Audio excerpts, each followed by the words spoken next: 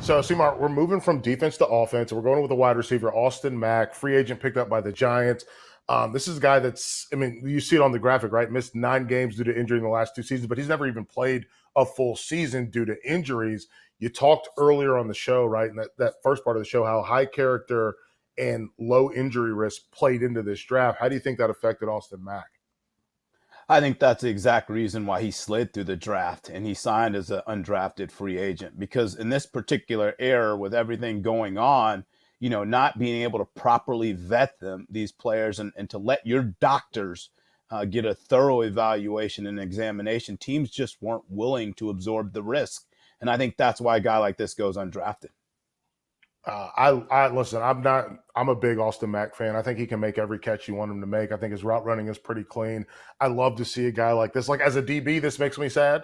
But the reality is, if you're looking for a wide receiver, this is what you want, right?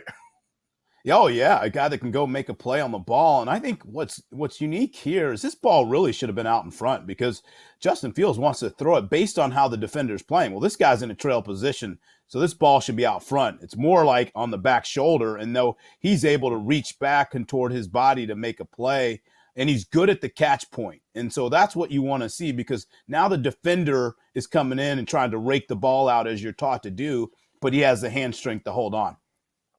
He's so strong, and I love that about him. How strong he is. I got to see him in high school, and he was this level of strong. And I love his willingness to adjust to the football to make his quarterback look good, which is something that you just mentioned.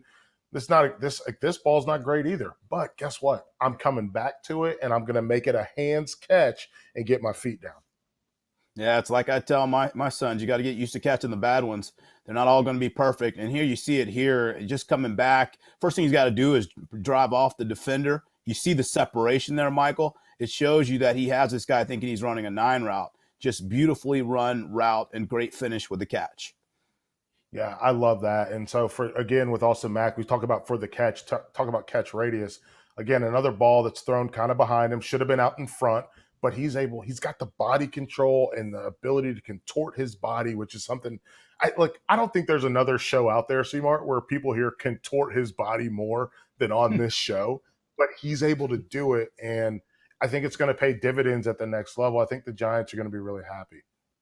Well, the thing you got to remember, there's two things here: catch radius and catch point. Look at the catch radius, catching the ball outside of his frame, going up and getting it at the high point, and being able to bring this ball in. This is a guy that's playing much bigger, playing like a 6'4", 6'5" receiver. And I've always said sometimes I'd like to see the undrafted guys, because they come in with a little more dog to them. They have a chip on their shoulder, and they're going to fight you for everything. And I think that's the ultimate key. Sometimes guys that get drafted high, they take their foot off the gas.